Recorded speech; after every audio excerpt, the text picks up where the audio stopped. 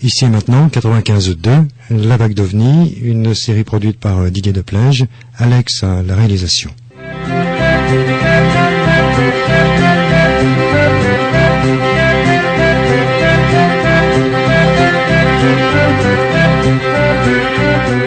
Ici et maintenant, 95.2, La Vague d'OVNI, en compagnie du docteur Stephen Greer, qui nous est présenté par Pierre Mazet, son éditeur en français. Il a publié au fil des 18 derniers mois deux très importants livres titrés Révélation tome 1, Révélation tome 2, et il a fondé une maison d'édition qui s'appelle Nouvelle Terre, et c'est disponible un peu partout.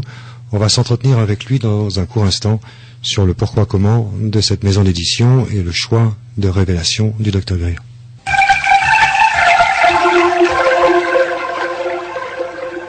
Pierre Mazet, bonjour. On est heureux de découvrir Révélation en français, grâce à toi.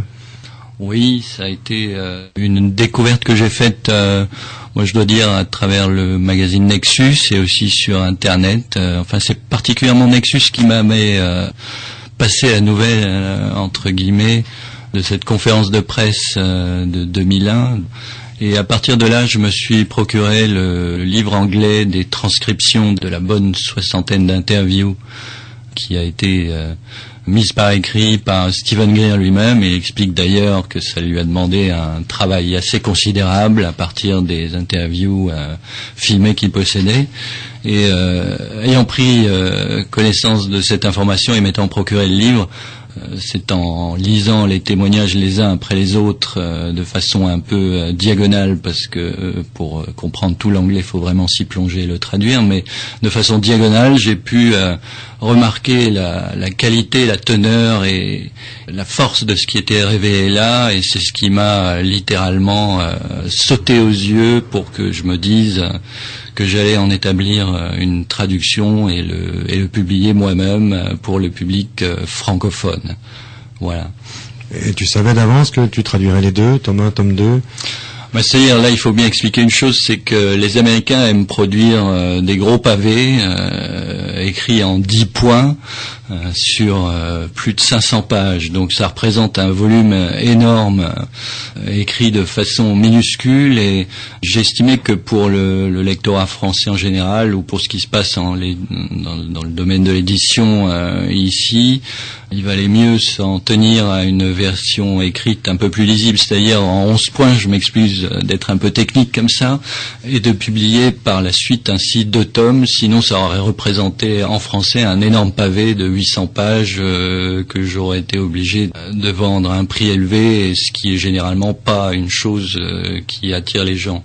Il faut donner le plus de possibilités aux gens de se pencher sur ce sujet que malheureusement pas beaucoup abordent de façon directe et pratique.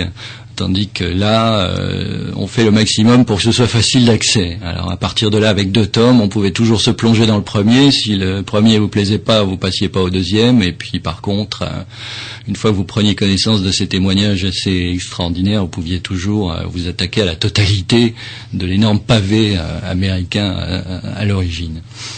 Alors, le lecteur a collectionné au fil des années, depuis 2001, 450 témoignages. Combien figurent transcrits dans les 2 tomes ? Écoute, si je me rappelle bien, comme je disais tout à l'heure, ça représente en tout une soixantaine de témoignages. Dès le tome 1 de Révélation, le Dr Greer lui se garde 60 à 80 pages pour théoriser sur l'énergie. Puis ensuite, il nous livre les témoignages. Il a su mettre en confiance de hautes autorités militaires et des fonctionnaires américains pour témoigner, et donc les 2 tomes sont parsemés de témoignages tantôt lointains, un peu plus banals d'apparition de secoupes, tantôt mêlés à des rencontres rapprochées, très très étonnantes. Ce qui fait de ces 2 livres, en fait, ça forme un tout. Oui, on peut voir finalement tous les aspects de la rencontre qu'ont fait les États-Unis avec les ovnis en général. Donc le mieux c'est de voir peut-être que à partir de quelques observations un peu éparses au fur et à mesure de l'histoire des États-Unis, on est arrivé à des choses beaucoup plus profondes et beaucoup plus impressionnantes du point de vue de la rencontre du phénomène, c'est-à-dire que des gens arrivent finalement à constater des soucoupes qui ont atterri ou qui ont été abattues avec les entités qui étaient à l'intérieur, qu'on a retrouvées autour.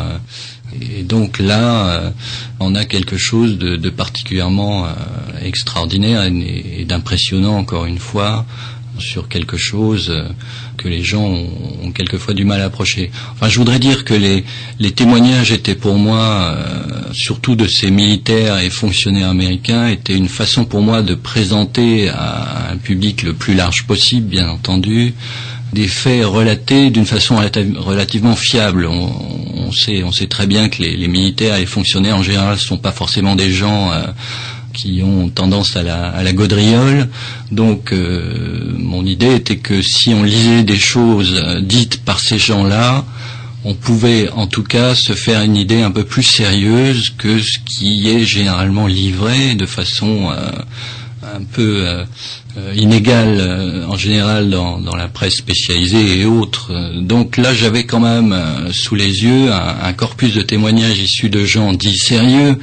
Bon, on peut les juger comme on veut, mais en tout cas, quand ils racontent qu'ils ont vu quelque chose, c'est généralement ce qu'ils ont exactement vu.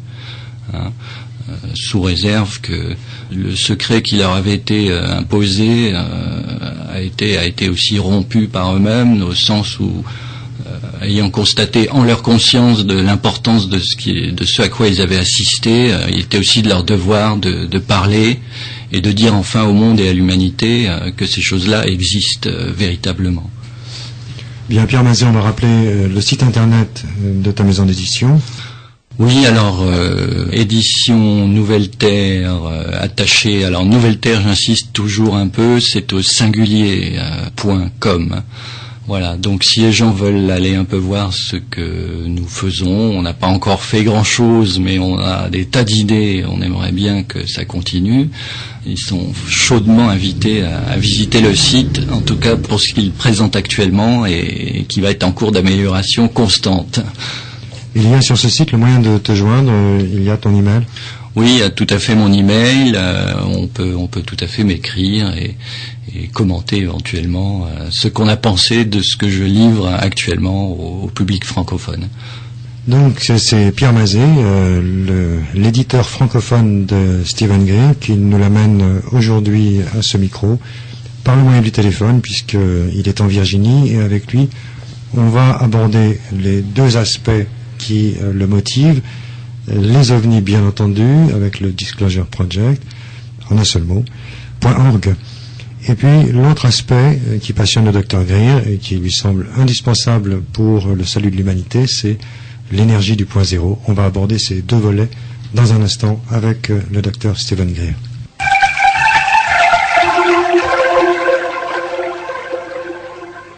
Ici et maintenant 95.2 et nous sommes en ligne avec le Dr Stephen Greer par téléphone depuis la Virginie. Hi Dr Greer. Hello, how are you doing? Oh, we're doing fine. We're very proud to have you on the line. Nous sommes très fiers, très heureux de vous avoir en ligne. You're the founder of Disclosure Project and many other like Space Energy Access System, système d'accès à l'énergie du vide. So we have two different aspects, UFOs as the first part and zero point energy as the second part. Very good.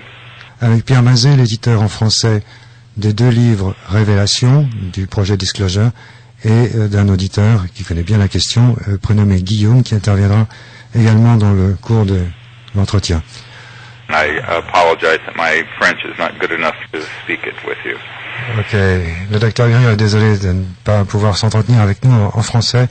So, we all remember May 9, 2001, when press agencies all over the world were communicating on the disclosure of about 100 witnesses that you were ready to bring to the Congress in Washington. Yes. But then not much has seemed to have happened since then.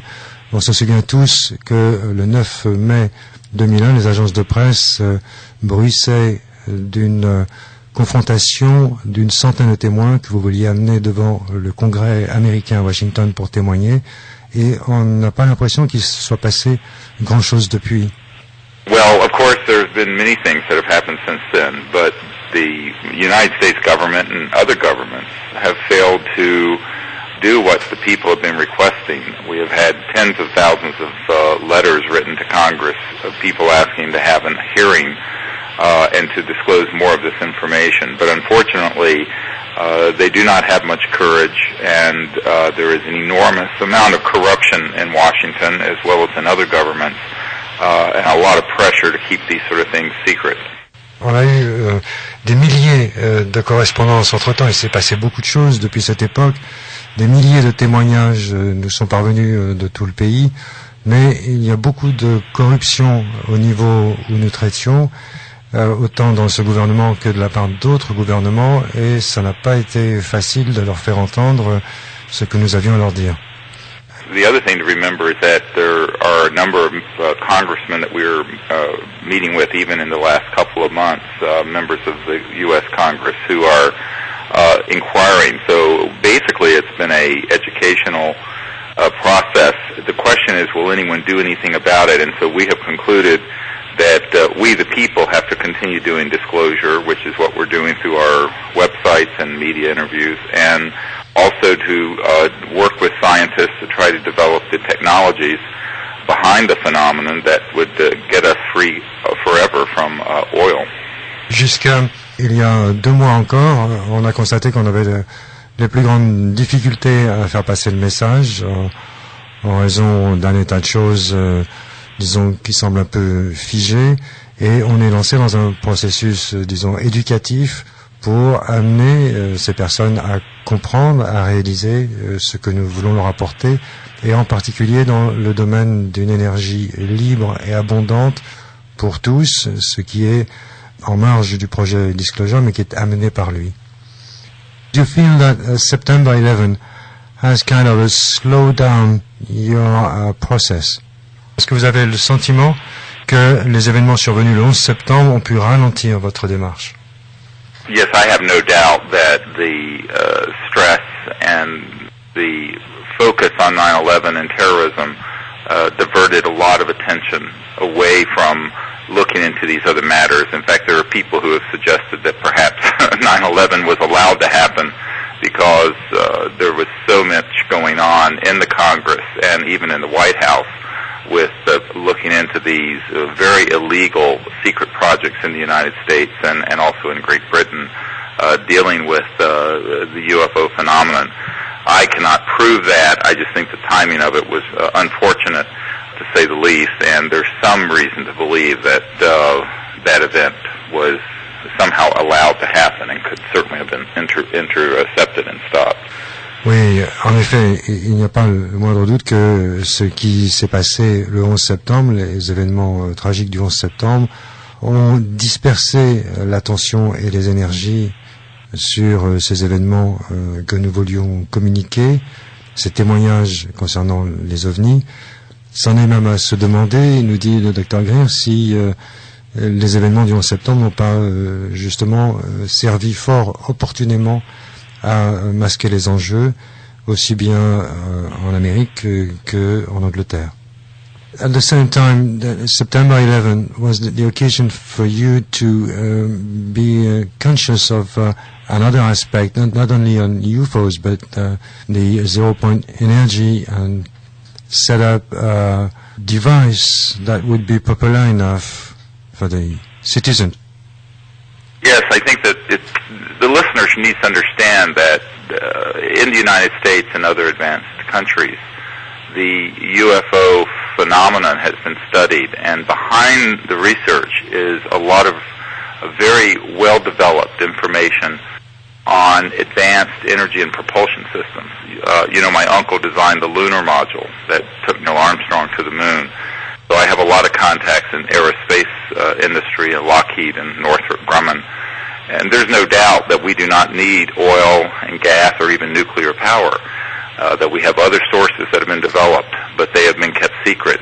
So after 9/11 and that terrible event, realizing the very high cost of oil from the Middle East, we decided to form this company to research this on our own. You mean the SeizePower.com? Yes. Yes. Oui, en effet, ces événements dramatiques du 11 septembre nous ont fait prendre conscience que le problème essentiel, c'était celui de l'énergie et de l'approvisionnement dépendant du Moyen-Orient. Et dans la trajectoire de notre intérêt pour les ovnis, il fallait rechercher quelle était leur source d'énergie, et de là on tirait un savoir-faire pour libérer les citoyens, chaque citoyen, de cette servitude, de cette dépendance. C'est donc ce qui a enrichi notre réflexion à ce moment-là.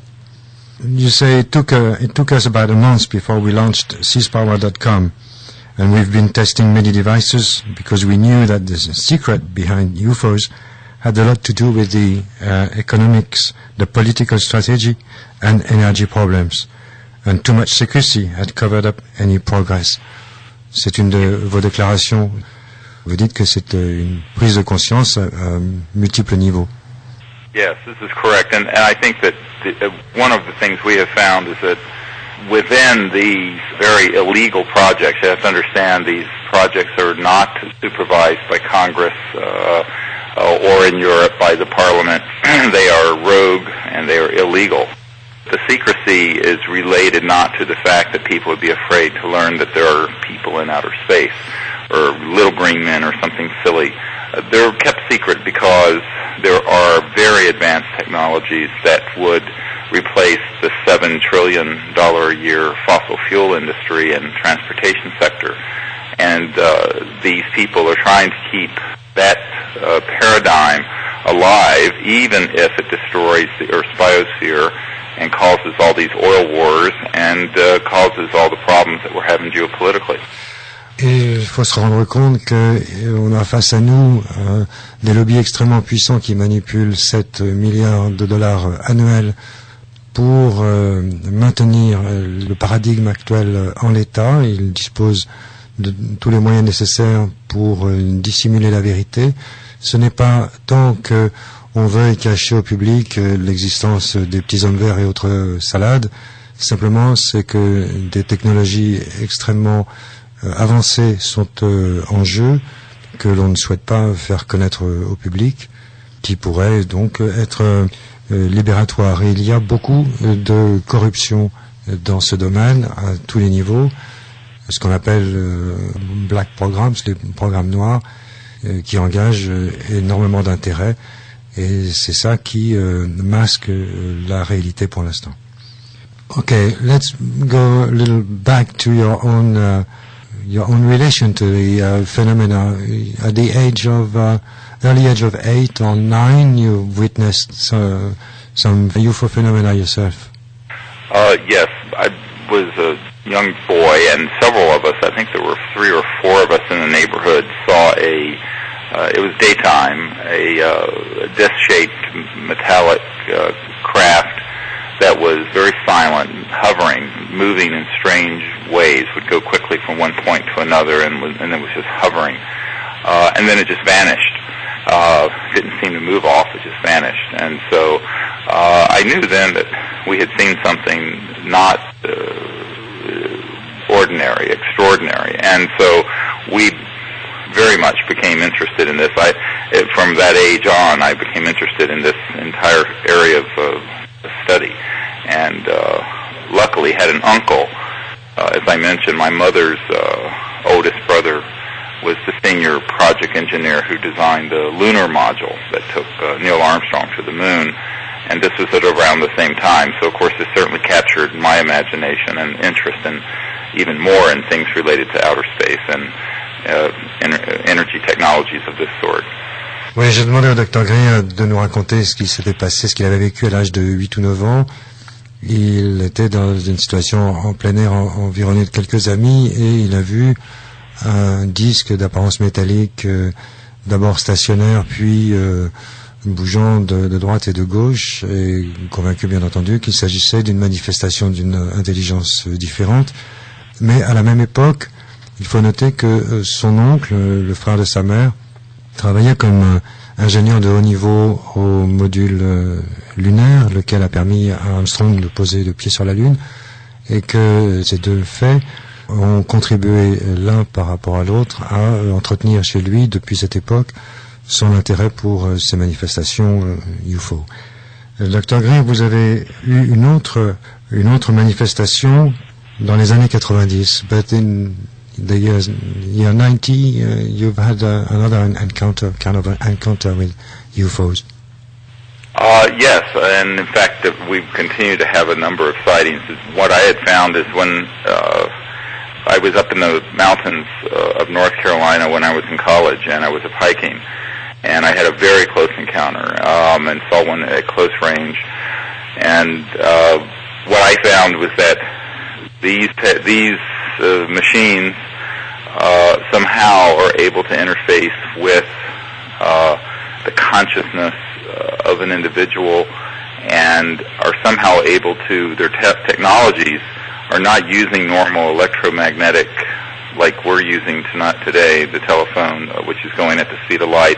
They're using types of technologies that cross the speed of light barrier and are pulsing or phasing in a way where they seem to somehow be able to interact with consciousness or thought.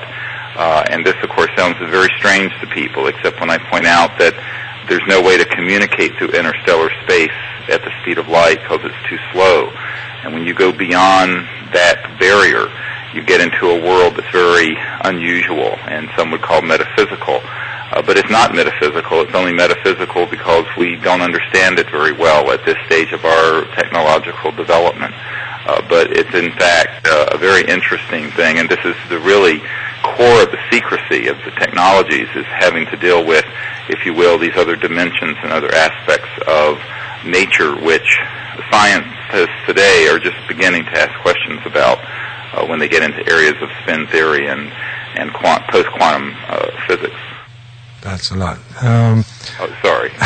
Effectivement, dans les années 90, il m'est arrivé d'avoir une autre rencontre en Caroline du Nord, une rencontre que l'on dirait rapprochée, et j'ai pu m'apercevoir à ce moment-là que le mystère, si l'on peut dire, était à chercher du côté de la manifestation qu'on pourrait qualifier de métaphysique, ou ces choses que l'on est amené à rencontrer se véhiculent à une vitesse supraluminique, ce qui nous amène dans des dimensions qui sont peu communes avec l'électromagnétisme, qui est l'explication traditionnelle un peu primaire, qu'il s'agit de ces espaces supraluminiques, d'un changement de réalité tout à fait extraordinaire et peu considéré à l'époque.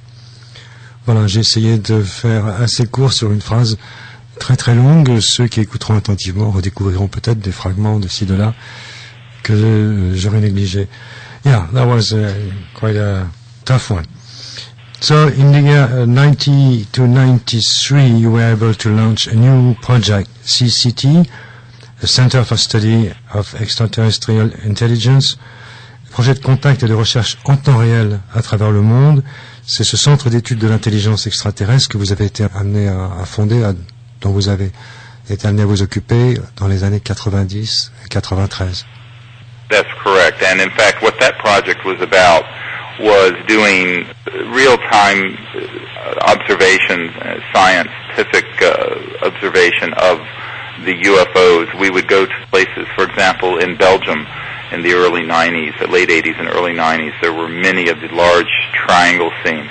So myself and a team went over there, and working with the Belgian Air Force and others, and with OPAN, which is a research group, we actually had more than one encounter with these enormous spacecraft, and we were using experimental protocols to try to contact these objects, and they seemed to be working.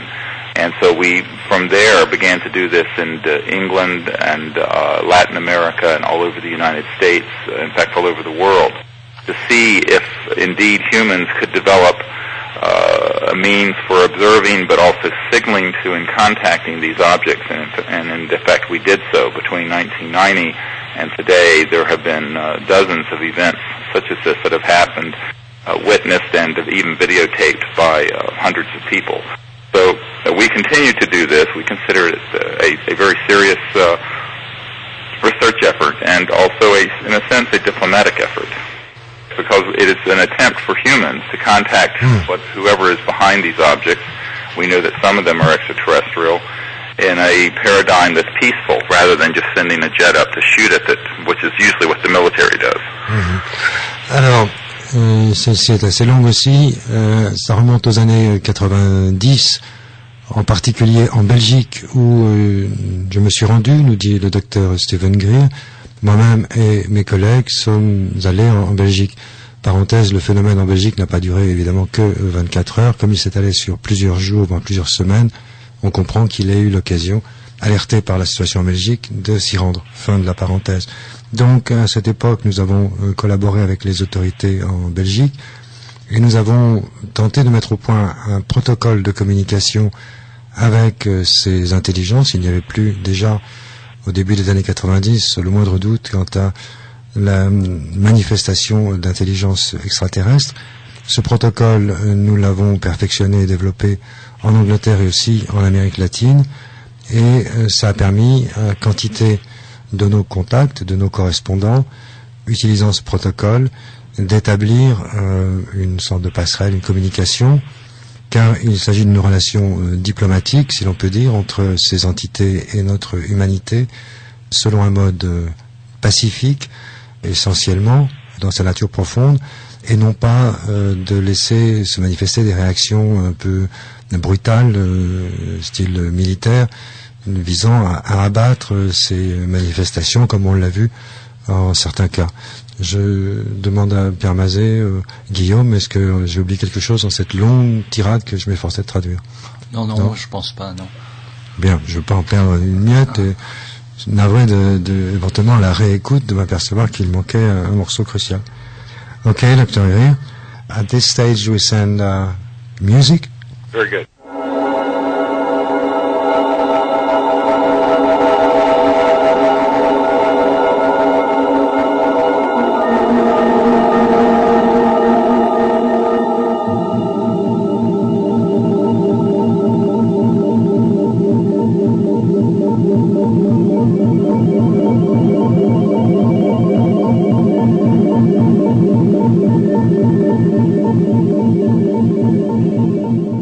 Retour sur ici maintenant 95.2 avec le docteur Stephen Greer qui est au téléphone depuis la Virginie, là où il réside. Il est médecin urgentiste en Virginie. C'est l'essentiel de son travail, mais il a une activité débordante, comme on est en train de le réaliser avec le Disclosure Project, le projet Révélation, et pas seulement. On a évoqué le CSETI. Et nous reprenons donc le fil de cette conversation. Dr. Greer, vous avez approché l'équipe de l'ancien président Clinton et vous avez le sentiment qu'il a pu manquer de courage parce qu'il avait les éléments à portée de main pour révéler au public, pour aller plus loin dans la révélation d'une manifestation d'intelligence extraterrestre. Dr. Greer, you've said that there's something like a lack of courage from ex-President Clinton. At the time, he would be ready to disclose, and he didn't. Well, as you know, there are many we have met with, for example, the Boutros Ghali family when they were the head of the United Nations, and Leah Ghali, the wife of the UN Secretary General, very much wanted to have this information out, but they were afraid to hold open meetings with all these top secret witnesses we have. President Clinton, a good friend of his, came to my home after I met with his first CIA director, Jim Woolsey, and said that the president was afraid that he might be assassinated if he tried to do this, which I thought was hilarious, and started laughing, and he stopped me and he said, no, we're serious. This is a serious problem. So there is a lot of fear, and there's a lot of lack of courage, in my opinion. The politicians don't want to try to take on the power structure that makes the world run the way it runs, which is extremely corrupt and very influenced by large corporations and other interests, financial interests. Excusez-moi de l'interrompre, mais il faut que je fasse une pause par la traduction.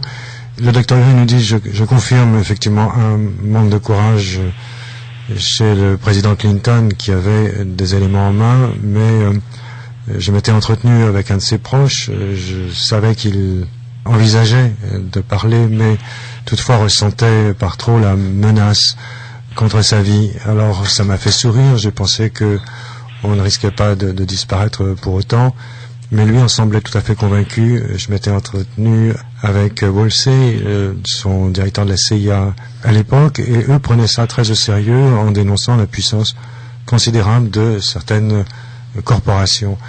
Donc on n'a rien pu savoir à ce moment-là, c'était une grande déception, mais il était convaincu qu'on pouvait attenter à sa vie. Oui, j'allais oublier de préciser que le Dr Greer a aussi rencontré le secrétaire général de l'ONU, Boutros Ghali, à cette époque-là. In fact, bridging from what we were talking about before, the way many of these leaders became interested in what we were doing is that they learned that we had this diplomatic team and research team that in fact had made contact with them, with these objects, and they knew that that was real, even though we had been ridiculed a great deal about it. And so they wanted to know what was really going on behind the phenomenon. But when we asked them to take action to fix the problem and to get the information out to the people and to get the technologies out to people, they pretty much ran with their tail between their legs, and to this date have not seen fit to manifest the courage to do the right thing.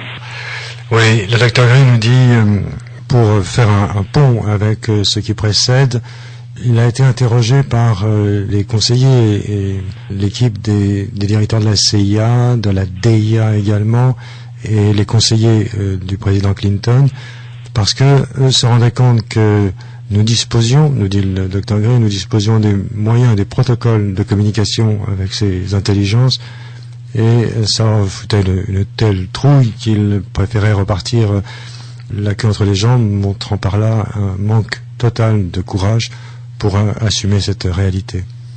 So I think that what I found in meeting with these very high officials, and including, I should mention, senior Pentagon officials, generals and admirals at the Pentagon, is that most of these leaders don't know anything about this subject. J'ai le sentiment que ces hauts gradés amiraux et généraux du Pentagone, tout pareil, n'ont pas le courage d'affirmer, mais en outre, je signale qu'ils sont extrêmement peu nombreux, et j'ajoute avoir lu par ailleurs que le Dr Greer cite le chiffre de 1%. It's about 1%, you've said somewhere. Yeah, or less. In fact, it's a mistake to think that because you are Jacques Chirac, or because you are Bill Clinton, or because you are the CIA director appointed by Bill Clinton, or you are the general in charge of the Defense Intelligence Agency. Now, these are all levels of society I have briefed, and I had a very good friend of Mitterrand who is on my team, and we spoke a lot about this problem, but they had no information. It's a very big mistake to think that these people, because they have high positions, also have information on this. This is a very shadowy, secret operation, and they routinely lie to even senior Pentagon officials. This I can prove because I have been in at the briefings where this has happened, and so it's a serious problem where it is breaking the rule of law, and a very dangerous thing in our society. Oui, le Dr Green nous dit que c'est pas parce qu'on s'appelle Chirac ou Clinton qu'on est nécessairement tenu informé. Il a lui-même dans son équipe un ancien de l'entourage du président Mitterrand. Et ces gens, en fait, ne savent pratiquement rien. Ils savent ce qu'on veut bien leur dire, et on ne leur dit pas en général. Il y a une peur régnante dans ces sphères qui amènent les personnes qui détiennent des parcelles de savoir à se comporter de manière totalement illégale, à commettre des actes illégaux.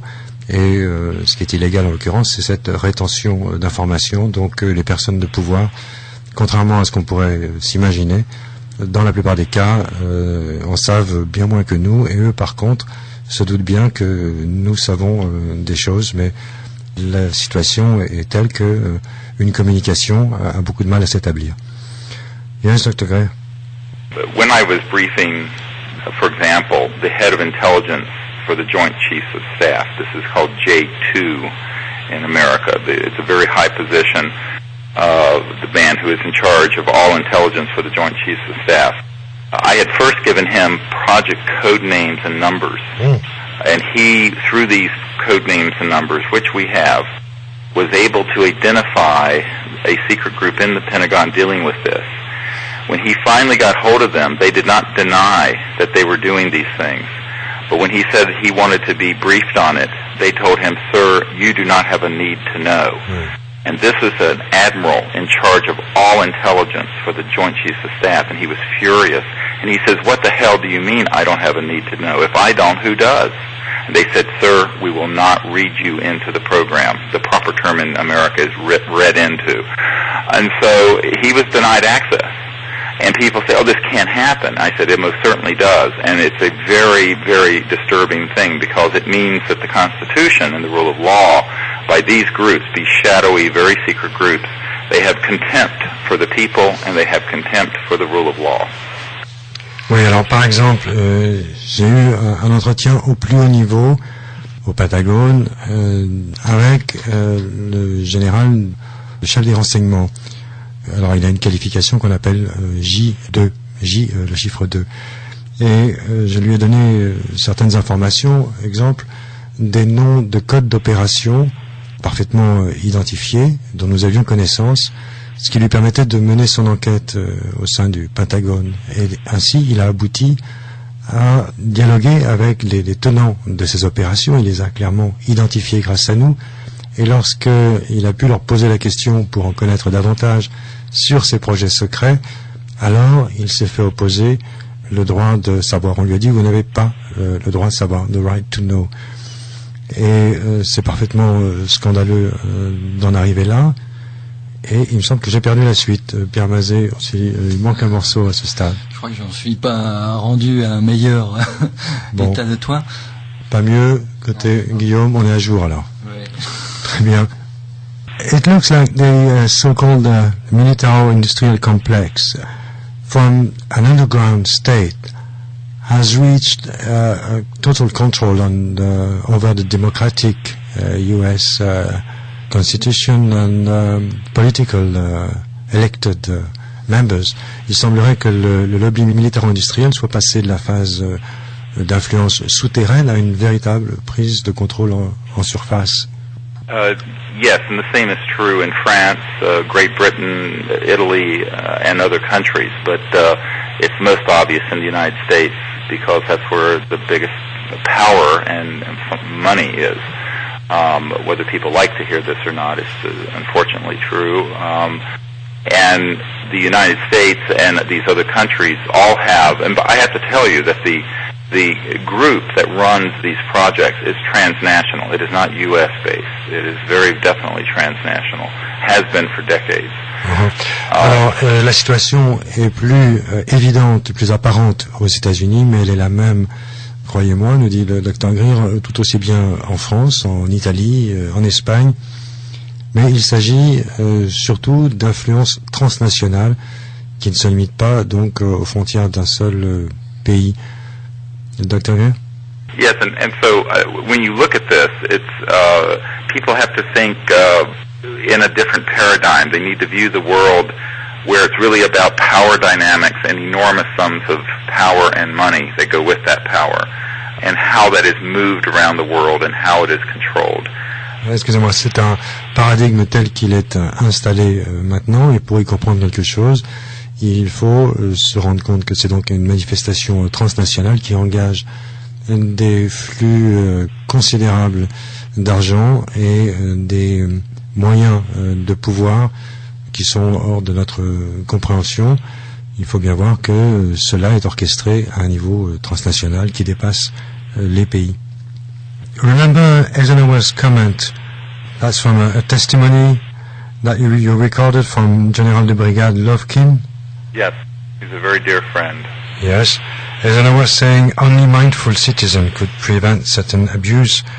Ce commentaire de Eisenhower recueilli par l'équipe du Dr Greer, témoignage du général de brigade Lovkin en 59-60, si proche de Eisenhower, qui a témoigné et qui est un ami proche du Dr Greer, en disant seuls des citoyens conscients, vigilants, peuvent éventuellement prévenir de tels abus.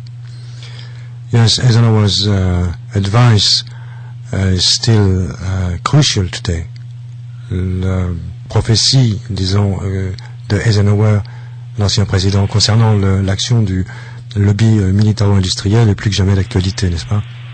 Yes, I think that it's more important because what has happened is that between the 1950s and now, over the last 50 years, they have greatly consolidated their power within diversified financial and various technologies to the point of being ubiquitous. And the power is enormous.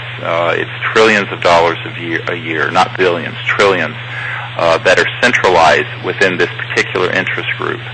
And it is a threat. In fact, Thomas Jefferson, one of the founders of the United States and, of course, ambassador to France, and the one who wrote the Declaration of Independence.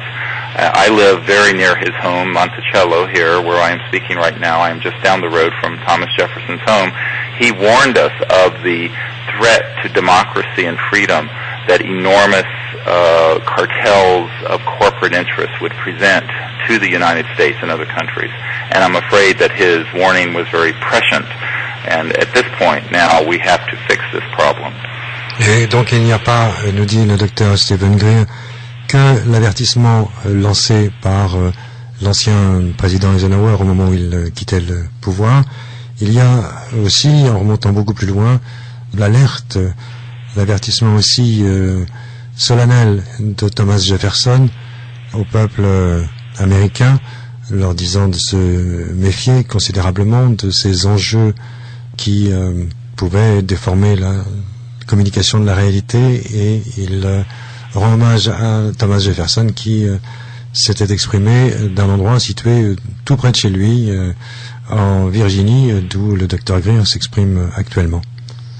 So this is the crux of what we're facing, is what kind of world are we going to have? And if we have one that is run this way for much longer, we will have our freedoms and also our environment destroyed. And what I'm trying, I left my medical career, you know, I'm an emergency physician, so I could spend all my time trying to fix this problem. And it's a very big problem, and we need all the help we can get. People can go to our website, disclosureproject.org, O-R-G, because we're a nonprofit, and see what we're doing now and see the testimony of these witnesses. But ultimately, it's about the people telling other people about this and being educated and demanding that our leaders get the courage to fix this problem. And in the meanwhile, we have to work on these technologies ourselves, and I'm looking to see what is out there that we can begin to move forward, because our group will not be intimidated into silence. I don't care how many threats we receive, we will continue to do what we think is right. Oui, le Dr Greer nous dit, d'abord il nous donne un conseil, c'est de se rendre sur son site disclosureproject.org afin d'y voir les témoignages de centaines de personnes qui ont bien voulu porter leur parcelle de vérité. Donc http://disclosureproject.org. Il nous dit également que l'enjeu est vital, notre environnement pourrait être gravement bouleversé si on ne prenait pas les choses en main, que par conséquent il faut se responsabiliser pour agir, et c'est pourquoi il a quitté lui-même la profession médicale, il était médecin urgentiste, pour se consacrer entièrement à cette tâche de révélation. Il invite chacun à se prendre en main et à tenter de développer des mécanismes d'énergie, comme on le verra tout à l'heure, tels qu'ils sont collationnés, testés, mis à jour, exposés sur ces différents sites internet, et il ajoute qu'il n'a aucune crainte, malgré toutes les pressions qui peuvent être faites, rien ne l'empêchera de continuer à témoigner, à parler, à se manifester, malgré les pressions qui évidemment ne manquent pas.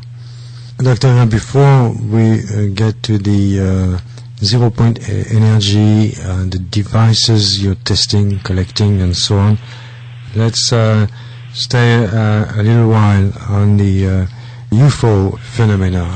Give us, as an example, please, the case of the Cassini mission and the photographs. Voulez-vous, avant qu'on quitte le phénomène OVNI pour passer à l'énergie du point zéro, qui est votre deuxième pôle d'intérêt, on commence à le comprendre, voulez-vous nous parler de ces photos qui ont été vues par des ingénieurs dans une très grosse entreprise, des photos qui concernent la mission Cassini vers Saturne, sur Saturne? Well, we have a senior scientist with Lockheed Corporation who has been privy to information of the imaging from the Cassini probe of a very large extraterrestrial spacecraft that has been photographed from the mission of Cassini to Saturn, and that apparently these images have gone through a filtering process where they have been removed from normal NASA review and normal review by the public. And this is precisely the same pattern we saw back in the 60s with the lunar project, where we have top secret witnesses who were at a facility where images from the moon that were showing some of these UFOs were being filtered through a national security agency operation at Langley Air Force Base before these images could be reviewed by people at NASA or by the public. And so we have learned that last year in 2004 that some of these images from the Cassini operation showed an enormous, apparently it's a very large craft, and perhaps more than one. We're not clear on this, but that those images were confiscated and put into these very secret projects. But it's important that we do have a Lockheed insider who has confirmed this for us.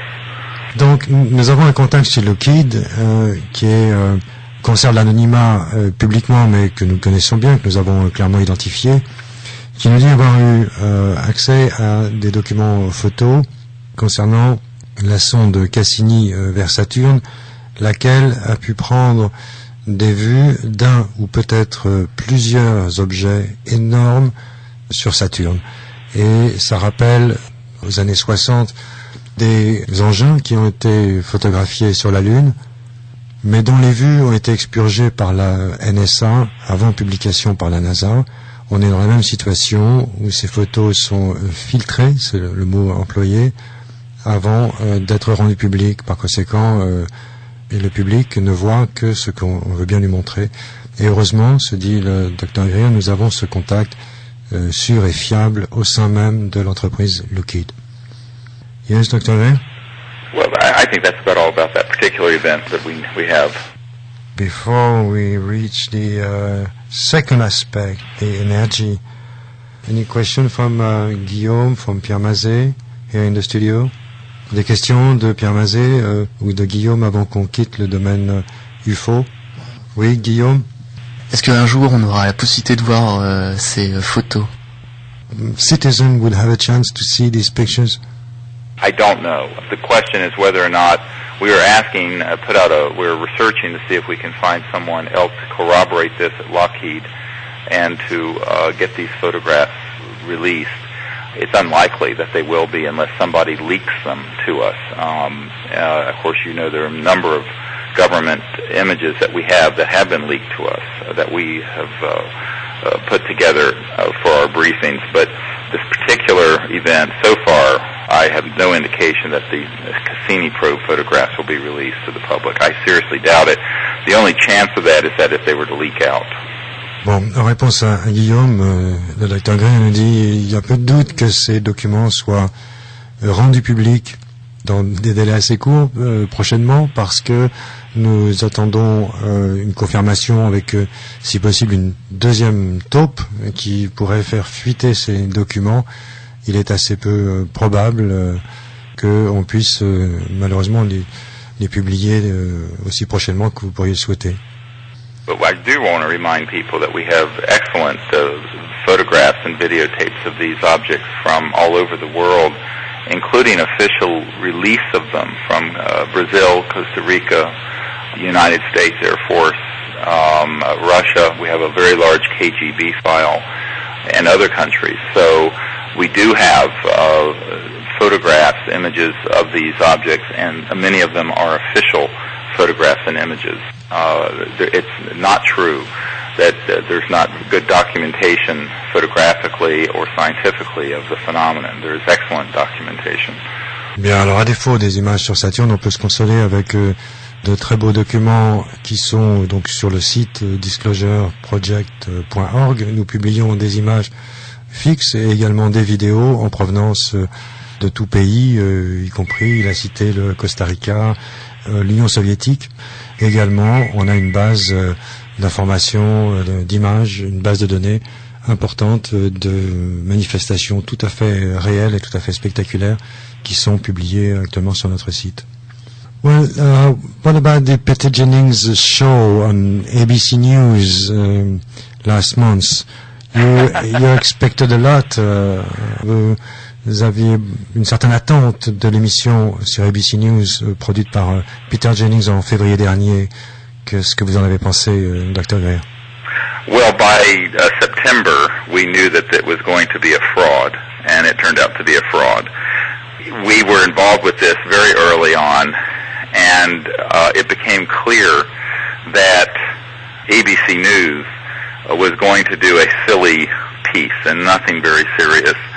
By September, it was quite clear that they did not want any of the evidence or testimony from these very top military and government witnesses.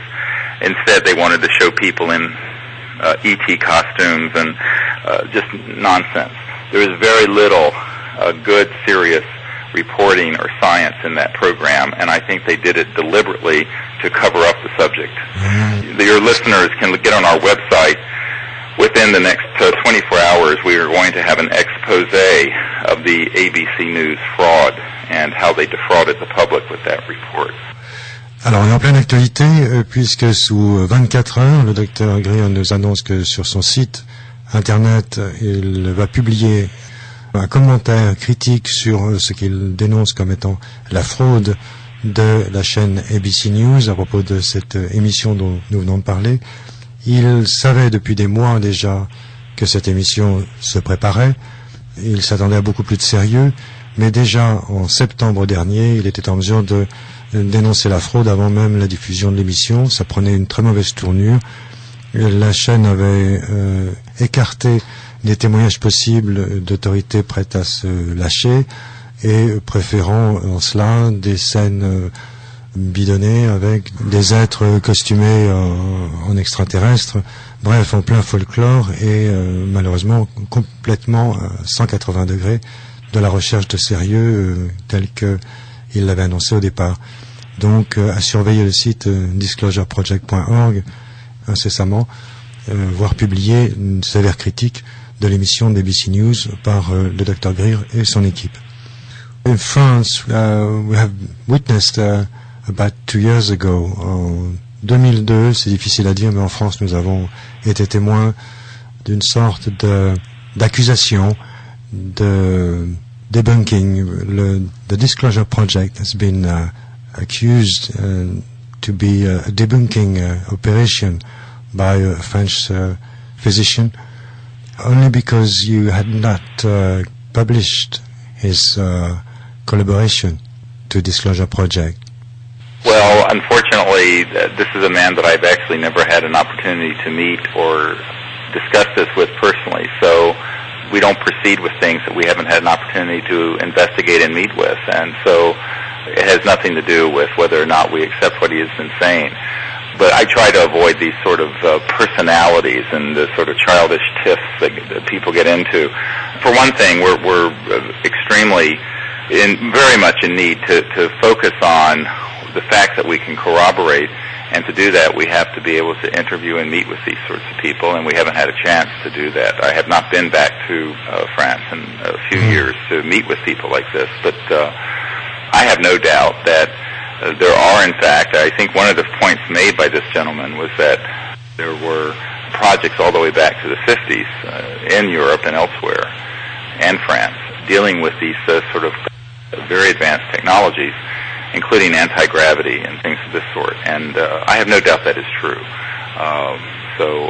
And we have said so many times, so we have certainly not hidden that sort of information. That's one of the key central points of our information, in fact, is that we have very good evidence that the secrecy revolves around aerospace corporations and secret government programs developing technologies that they do not want the public to know about, because they would completely replace the need for oil and gas and nuclear power. Oui, alors, en réponse à ce dénigrement d'un physicien français envers le Disclosure Project, le Dr. Gray nous répond qu'il n'a pas pu se rendre en France depuis quelque temps déjà, depuis 2 ans si j'ai bien compris, qu'il n'a donc pas rencontré cette personne et qu'il n'a pas pu discuter avec lui, il n'a pas pu s'entretenir avec lui. Mais ensuite, le Dr. Gray nous dit que les obstacles en particulier sont à rechercher du côté des grandes compagnies qui ont trait à l'aviation ou au pétrole, et que celles-ci sont les principales opposants à la manifestation de la vérité. Yeah, back to Lawrence Rockefeller and President Clinton. I heard that Lawrence Rockefeller had almost convinced President Clinton to disclose, but the Lewinsky affair just emerged right at this time. Oui, j'ai entendu dire que Lawrence Rockefeller, le milliardaire bien connu, avait pratiquement convaincu Clinton de révéler ce qu'il savait ou de pousser à la révélation, mais que l'affaire Monica Lewinsky est arrivée pratiquement à la même période et a semé la confusion. Dr. Greer? Well, I think there's some truth. Some people have said that what the extreme interest couldn't do to Clinton with a bullet, like they did to Jack Kennedy, they did with his character assassination. And I think there's some truth to that. I think Clinton was neutralized through the character issue, and the big media and the big corporate interests certainly made that happen. He certainly isn't the first president to have had an affair with a mistress, for heaven's sakes. So I think that, and in fact, nobody that I know even cares. But the point is, they were able to tie his presidency up and to really threaten him with that, up to impeachment, of course. Mm-hmm. Le Dr. Gray nous dit Kennedy était stoppé dans son élan par une balle, un assassinat. En ce qui concerne Clinton, c'est un peu la même chose, sauf que c'est un trait de caractère qui en a fait la victime, c'est-à-dire qu'on s'en est pris à lui sur un de ses travers. Or, il n'était sûrement pas le premier président à avoir une maîtresse, mais on l'a bouclé, liquidé de cette manière par un trait de caractère. Oui. So I think that there were many things that affected this, but remember, I first put together the briefing document, and I worked with Mr. Rockefeller on this to get Hillary Clinton and Bill Clinton and their inner circle briefed on this back all the way in 1993 and 94, long before the Lewinsky problem came to fore. And even then, it was clear to us that the President Clinton, was afraid to do anything about the subject. And his good friend, a very good friend of the President's, came to my home after I spent 3 hours with his CIA director. And his CIA director was almost in tears because he had found he was being lied to about all these projects. Alors, il n'y a pas que l'affaire Lewinsky qui a pu stopper Clinton dans son élan, parce qu'en fait, si je me souviens, dans les années 93, 94 déjà, j'avais approché et j'ai collaboré avec Lawrence Rockefeller et Hillary Clinton et l'entourage et les proches de Clinton pour l'informer, pour le pousser en avant, pour l'amener à révéler. Et je m'étais même entretenu avec son directeur de la CIA de l'époque, lequel était en pleurs au bout de 3 heures d'entretien, tant la révélation était puissante, mais néanmoins cela n'avait servi à rien, donc il n'y avait pas besoin d'attendre l'affaire Lewinsky pour s'apercevoir que Clinton manquait terriblement du courage nécessaire. Yes, Dr. Greer? So this gentleman that visited us at this time said that the president, that they were concerned that they could not protect the president from these interests and that he could end up like President Kennedy, saying that he could be assassinated. And so this was in 94. Remember, this commentary was in January of 1994. So even then, the intimidation of the presidency, it was quite clear that they were not going to speak on this matter or do anything to end these very illegal rogue projects. Oui, déjà en 1994, l'entourage de Clinton s'était avoué impuissant à protéger le président, à préserver sa vie. Donc la situation était claire, Clinton était déjà sous la menace et il n'y avait rien à attendre de lui, de sa part, face aux intérêts considérables et corrompus qui préféraient qu'il garde le silence. Okay. You seem to be full of hope concerning the last U.S. election. Are you disappointed, pessimistic towards the future, our military war against terrorism? Well, I'm very concerned about a number of things, and it really has nothing to do with normal politics. It has to do with the corruption of both political parties by these sorts of interests. And certainly in the case of the current administration, while George W. Bush may have very little information about this, I think that there's no doubt in my mind that Dick Cheney and Rumsfeld have been involved with these shadowy projects for decades. In fact, we have very good evidence that they have. And so that they have been tightening the noose of control by corporate and military secret projects over the last 4 or 5 years. And this is very worrisome. And I think that they're not at all amenable to the idea of ending that secrecy because they're all about preserving the power of oil and of centralized large financial corporate interests. Ok, je demandais au Dr. Greer quel était son sentiment au moment de la dernière élection et s'il n'était pas inquiet de voir Bush réélu, ce qu'il confirme évidemment. Il est très préoccupé de la situation actuelle, sachant que pour lui, Bush est beaucoup moins au courant que son entourage, Donald Rumsfeld et Dick Cheney, lesquels sont dans les coulisses depuis tant d'années et sont de mèche avec les forces et les lobbies militaires ou industriels bien davantage que Bush et préservent leurs intérêts tant pour l'aspect militaire que dans le domaine du pétrole et de l'énergie en général. The biggest problem is the media. If the media, and I'm not, of course, attacking you, but if the big media did its job, rather than being corrupted by these interests, they would reveal this information. And if they would reveal it, the political leaders would have cover to act. And I have analyzed this now for about 15 years. We started the project 15 years ago. I am convinced the biggest problem with getting the truth out is the corruption of the big media. Le docteur Stephen Greer dénonce plus encore que les politiques, ainsi qu'il vient de le faire, les grands médias nationaux qui sont totalement corrompus. C'est pourquoi depuis 15 ans qu'il est entré en campagne de révélation, il s'est toujours trouvé des portes fermées, les médias ne veulent rien communiquer d'important, de sérieux dans ce domaine, bien qu'il possède des évidences, autrement dit des preuves extrêmement fiables. La corruption est telle dans les grands médias que la vérité ne viendra pas de ce côté.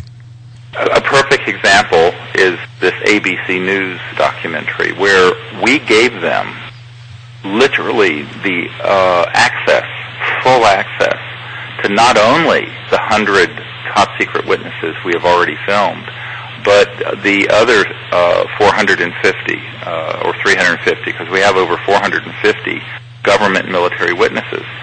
And ABC News did not interview a single one of them.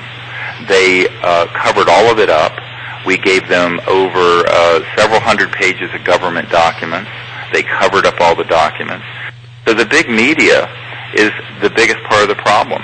And if the big media were not corrupt, they would be able to educate the public. The public then would demand that the political leaders act. But so long as the political leaders don't have the force of the public opinion and the media is covering all this up, then the political leaders can play it safe and do nothing. So the biggest problem is the corruption of the big media and the stupidity of the big media. I have to say that I have encountered more corruption and more arrogance and just a total lack of responsibility at the level of CNN and ABC and the New York Times and the very large media than anything. In fact, the Chinese news agency in Pravda reports these things more honestly than the big media in America. Oui, alors le docteur Stephen Greer continue sa dénonciation des médias, des grands médias, et il en prend pour exemple ce qui vient de se passer récemment sur ABC News, où son groupe, lui-même et son équipe, mettaient à disposition des centaines de pages de documents officiels, gouvernementaux, approuvés, certifiés, montrant des évidences dont aucune n'a été prise en considération. De même, il leur proposait à ABC News, à la chaîne de télévision, 350 sur un total de 450 témoignages enregistrés et filmés, et ils n'ont interrogé, ne se sont intéressés à aucun d'entre eux. Donc, face à cette situation où les médias se devraient de jouer un rôle éducatif, les politiques, eux, ne se manifestent pas davantage, puisque le public, sous-informé par les médias, ne réclame pas la vérité de manière intelligible. Et il a plus de facilité à voir émerger une information correcte dans la Pravda ou dans l'agence Chine Nouvelle que chez CNN ou ABC News et autres grands médias nationaux américains. For example, after the Disclosure Project press conference, much of the world's media initially covered the event.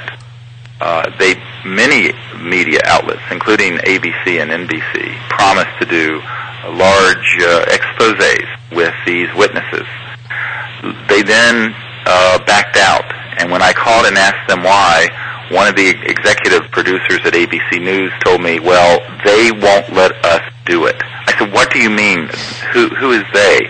And he said, well, Dr. Greer, you know who they are. Now, if you get on our website, you will see a very important CIA document that we acquired. It was dated 1991. It was declassified in 1992. And it has a paragraph where it states that the CIA has, within all the world's major media, sources and contacts to spin stories, stop stories, and change stories to their advantage. What this means is that we don't have a free press, that we are here talking about democracy in Iraq, and we really don't have a democracy left on anything very important in the United States, and this is a very big tragedy. Alors le docteur Greer nous dit que les principaux médias s'étaient engagés, avaient promis de donner l'écho nécessaire à cette collecte de témoignages très importante qu'il effectuait au fil des années, et plus récemment ABC News, n'ayant pas fait son travail, il le savait depuis quelques mois, s'est vu interrogé par lui, mais pourquoi n'allez-vous pas accorder d'importance à ces témoins que nous vous amenons? Et il lui a été répondu par le chef des informations, et vous savez bien qu'ils ne nous laisseront pas faire. Alors le docteur Greer lui a dit, mais qui sont ils? Et on lui a répondu, mais vous savez bien qui ils sont, on parle des mêmes. Et le docteur Stephen Greer ajoute que sur son site internet, il publie à disposition, là consultable maintenant, un document de la CIA qui date de 1991 et qui a été déclassifié en 1992, et que par ce document, on voit bien que des contre-scénarios ont été élaborés qui permettent aux médias corrompus de se retrancher vers des contre-vérités.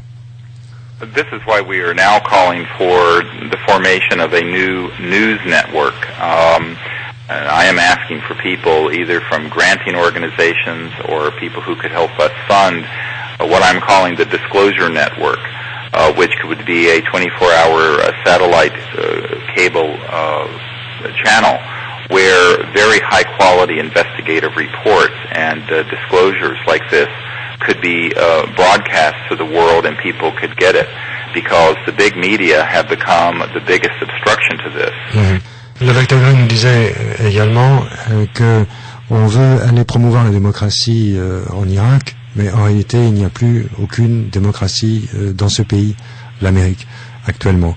C'est pourquoi, il ajoute, nous avons mis en place un réseau d'information, le Disclosure Network, le réseau Disclosure, qui doit permettre à tout citoyen de s'informer de la réalité des choses 24 heures sur 24.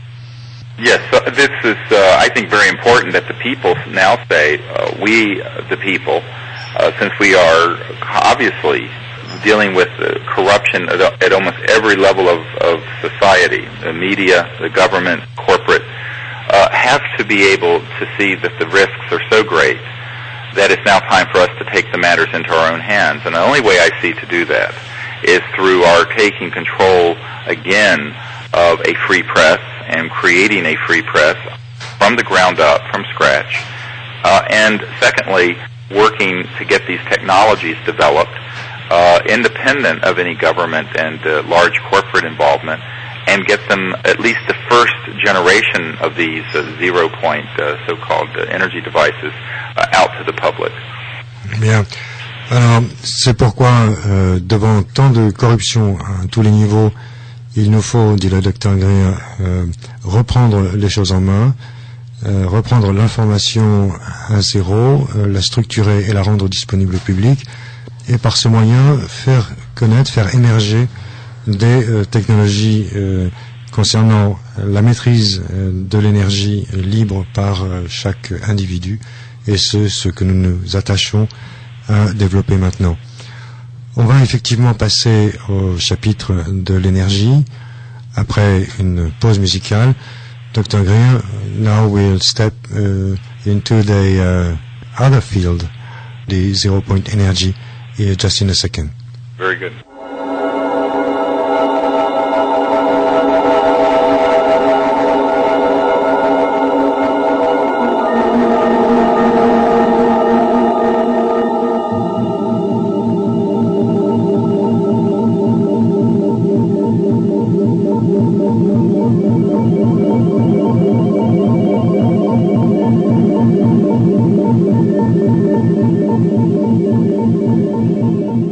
Back with Dr. Stephen Greer.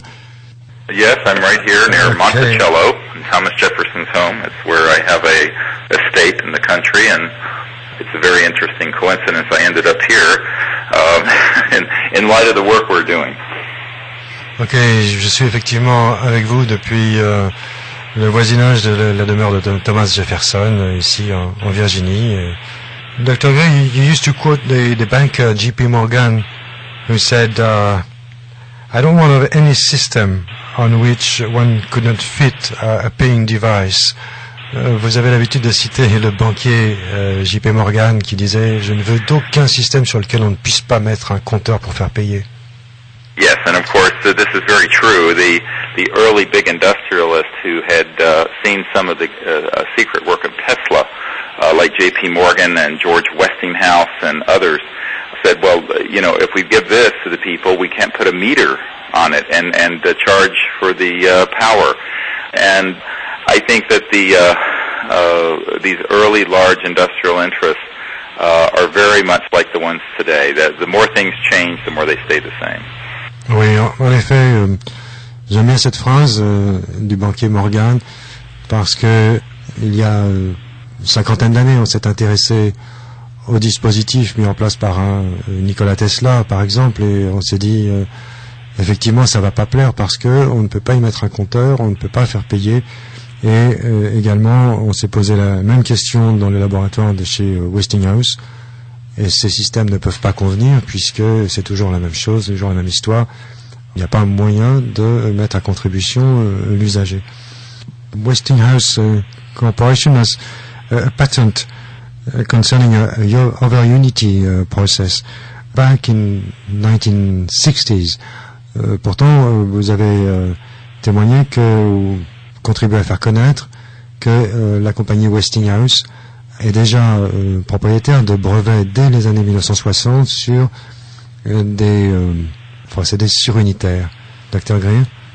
Well, of course, many corporations dating back all the way not only to Westinghouse and the early days of General Electric, but in the post-World War II era, Lockheed, Northrop, SAIC, General Motors, Hughes Aerospace, all have either acquired or developed these types of technologies and have kept them very, very secret.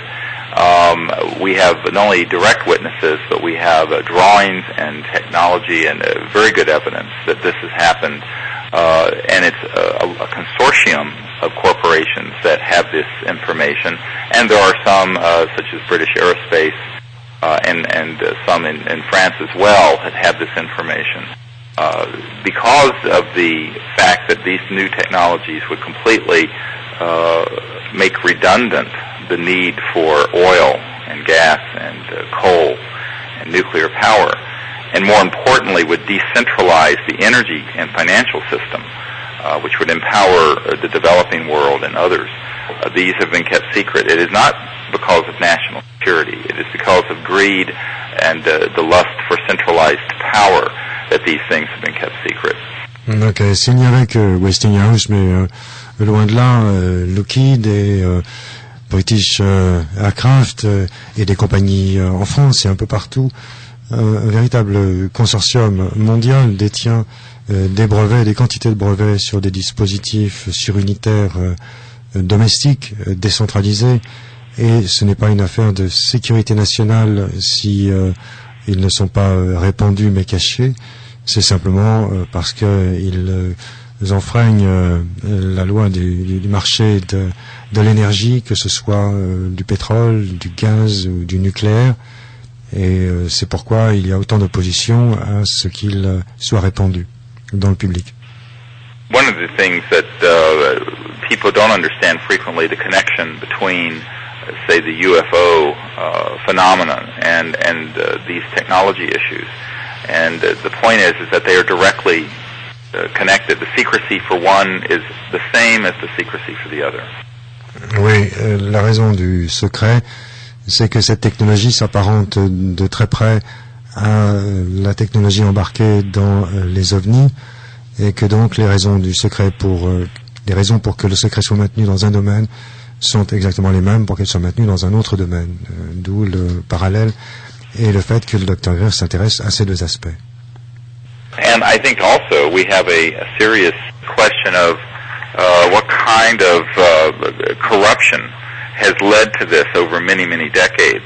Purely greed and things of this sort. I have people that I'm working with now who directly have been either had their technology seized or have had them bought out by corporations such as General Motors and others to put them on a black shelf and keep them secret.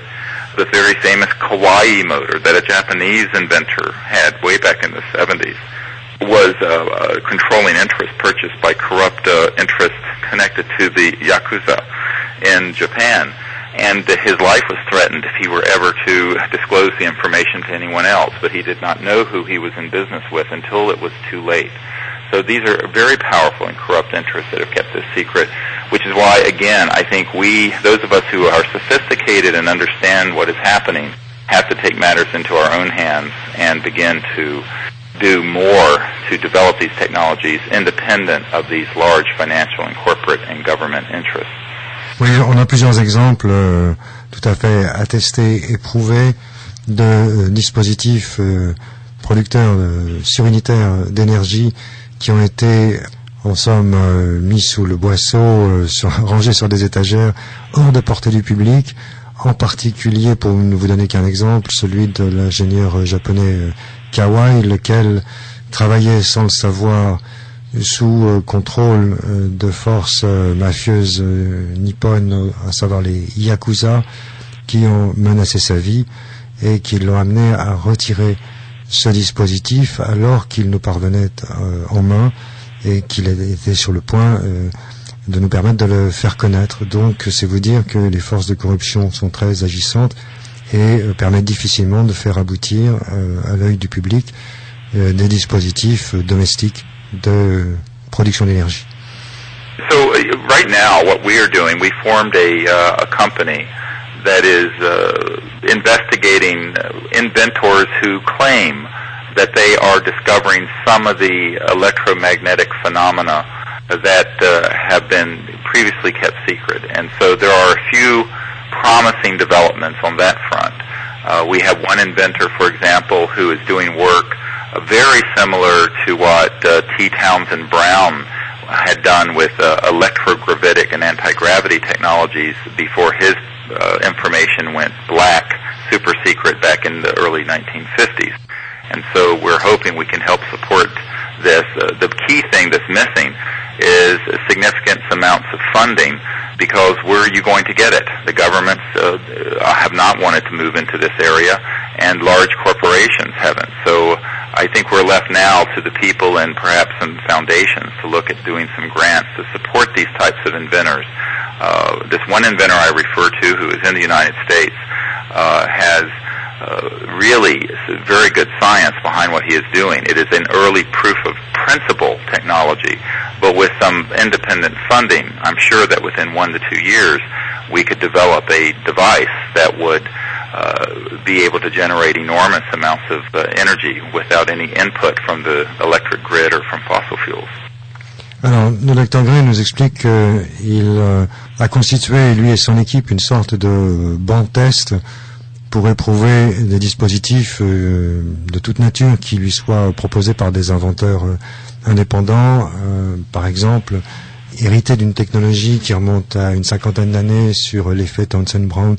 Un inventeur a produit un dispositif intéressant, seulement il se pose la question du financement pour le mettre au point, et ça peut prendre 1 an ou 2 avant d'y parvenir, mais où trouver le financement, en tout cas pas un financement gouvernemental, cela va de soi en raison de ce qui a été dit précédemment. Donc on s'acheminerait pour la recherche de fonds à monter une sorte de fondation privée afin que la recherche puisse se poursuivre. That is where we are now. We have also seen that there are some technologies we are experimenting with inventors that are regular Tesla-type electromagnetic systems, and they are ones that, I don't want to get too technical, but what they do is they perturb or affect the so-called zero-point or quantum vacuum energy field and emit great amounts of energy, more than what has to go into the system. This is not a violation of the laws of thermodynamics, I should point out, because the energy is in the fabric of space around us, not outer space, but the fabric of space, and that this quantum vacuum of energy that is the sort of foundation level of energy that supports matter and supports even the functioning of subatomic particles is something that can and has been tapped into certainly as far back as Tesla, and maybe as far back as people in the late 1800s who had seen some of the effect of this, and it was pretty much just hushed up. But we think that this is something that, from what we have discovered, while there's nothing that I have found ready to be, say, manufactured and sold to the public, we have found some very good science. And if we could get the support, I think within 1 to 2 years, would probably have a system that people could begin running their homes and businesses on. Alors, le Dr. Gray confirme qu'il s'agit bien de mettre au point un dispositif disponible sous 1 an ou 2 que chacun pourra utiliser chez lui. Il s'agit de dispositifs surinitaires empruntés en partie aux recherches sur l'électromagnétisme, des recherches de Nikola Tesla. Ça remonte quand même assez loin, c'en est largement inspiré pour certains. Ça ne viole pas les lois de la thermodynamique dans la mesure où il s'agit de travailler sur un apport énergétique d'environnement qui se trouve dans l'environnement, cette énergie du vide. Il nous passe les détails techniques, mais les recherches vont bon train. Toutefois, on se heurte quand même au problème de financement pour amener ce développement. And there's another website that's more concerned with those researchers rather than the Disclosure Project is the seizpower.com, isn't it? Il y a, Dr. Gray, un autre site internet davantage concerné par ces recherches plutôt que le disclosureproject.org, c'est, je cite, seizpower en un seul mot.com, isn't it? Yes, and I think people can get on this website and find a great many articles and information about this subject. It's actually in a lot of mainstream physics discussions now about these sorts of things. What most people don't realize, however, is that the actual functioning devices, while we're trying to start by developing them, that the taxpayers have already funded this work and it's just been kept secret from them, which is in a sense a tragedy, because I would have preferred for the media and the political mechanisms to have required that the promising technologies that could save the environment and end poverty around the world would be released from these super secret projects, rather than us having to start recreating the wheel from the beginning. But it seems that is unlikely to happen, and so we formed this corporation to do that. And we certainly need the support of the inventors and scientists and people who wish to help fund and support this work, because we are obviously the underdogs in trying to do this. And I believe we're running out of time. I think that our civilization is on a very, very short period before it becomes a serious crisis with the current energy system. Bien là, c'est un peu un cri d'alerte sur le temps qu'il nous reste face aux désordres environnementaux pour maîtriser ces dispositifs et les mettre à disposition. Le Dr. Greer confirme que sur le site précité seizpower.com, il se trouve là exposé des technologies tout à fait indispensables pour faire face à cette crise énergétique, et qu'il est tragique. Et il dénonce le fait que les citoyens ont, dans la plupart des cas, déjà financé sur leurs impôts des recherches dont ils ne profitent pas, ce qu'il juge totalement scandaleux. Et donc il souligne l'urgence qu'il y a à maîtriser ces dispositifs pour les rendre accessibles à tous. And this is a problem in France too, because you have a great much of your electricity from nuclear power, but nuclear power is very dangerous. If the French government put a tiny fraction of their R&D budget for their next nuclear power plant into this, they would have a solution so that every home could have its own power source, and they would not need to spend billions and billions of francs on the next nuclear power plant, which is going to create all the radiation and waste that will lay around for hundreds of thousands of years, polluting the earth. Oui, et ceci s'applique également à la situation qui est la vôtre en France, puisque vous dépendez principalement de l'énergie nucléaire. Cependant, si vous pouviez consacrer une faible portion, un faible pourcentage de ces milliards et milliards de francs, dit-il, d'euros, nous corrigeons, à cette recherche, vous pourriez mettre à disposition de tout un chacun, en un temps très bref, des moyens individuels de production d'énergie. And, you know, there's reason for some hope in France if you could organize people to approach the government, because, you know, you had your COMETA report, the COMETA report, a few years ago, where a group of scientists and retired generals did a report on the UFO matter and, of course, criticized the extreme secrecy that existed on the matter, particularly in the United States. But there are people in France who I think, we should have an interest in more openness on this subject and on finding solutions to the global warming and the environmental and the energy crisis. And I think that everything becomes local, that each culture needs to look at this problem and see how they can find a way to help in this solution, because it's going to take a great deal of effort to do it. And I think certainly our humble efforts cannot do it alone.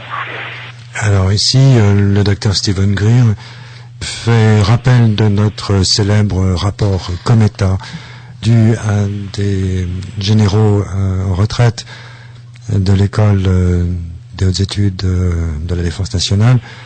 Et il se dit que à la façon du Cometa, il pourrait se trouver croître en France un mouvement de personnes compétentes qui se mettent à réclamer des pouvoirs publics que des dispositions soient prises pour libérer, disons, la servitude qui est la nôtre face au monopole de l'énergie nucléaire, et que c'est donc urgent, et ce sont des efforts individuels qui, une fois regroupés, peuvent nous sortir de cette situation. And really it's a renewal of freedom and democracy, and the French government and people helped America when we were having our first American Revolution to form the United States. My mother's family fought in the American Revolution and were prisoner of war with the British. And so perhaps it's time for a renewal of the promise of that revolution to create freedom and democracy and to create a just civilization on this planet, because this revolution needs to be renewed, because there's been so much corruption that's happened in the 20th century that it's really threatened the promise of freedom and democracy. Et là, le Dr. Greer fait référence à notre esprit français, à notre combat pour la liberté. Il ajoute au passage que sa mère, avec les troupes britanniques, était participante au dernier conflit, et qu'elle avait même été capturée, fait prisonnière.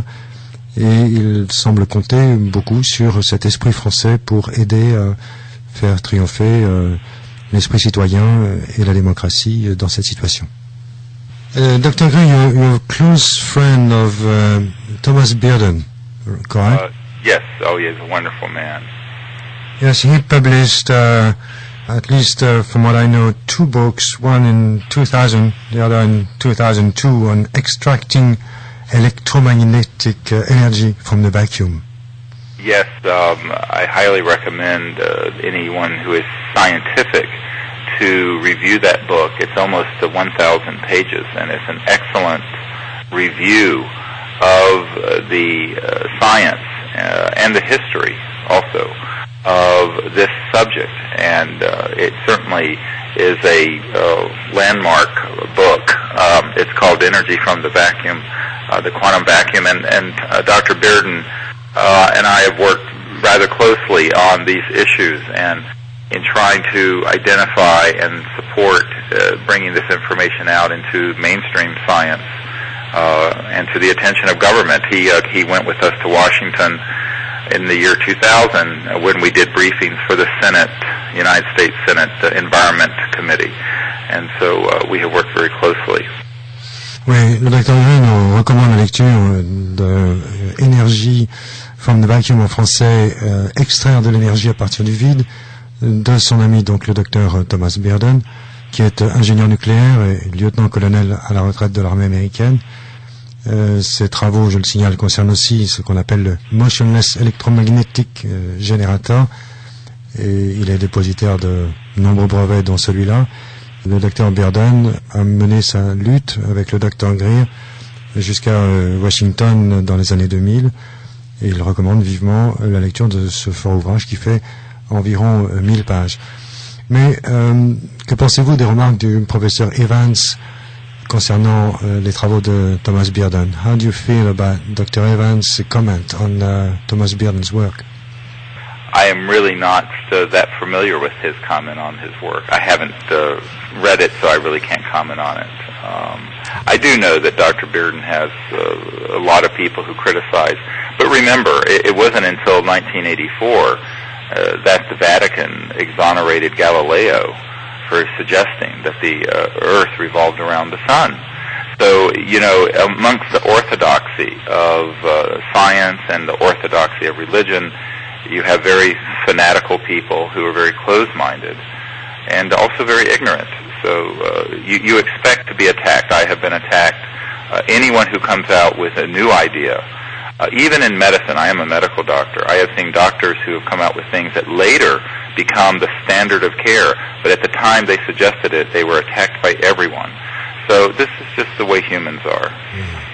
Oui, le Dr. Greer ne connaît pas bien les raisons du dénigrement à une époque, à une certaine époque, du Dr. Evans envers le Dr. Thomas Bearden, mais il rappelle que le Vatican n'a exonéré Galilée qu'en 1994.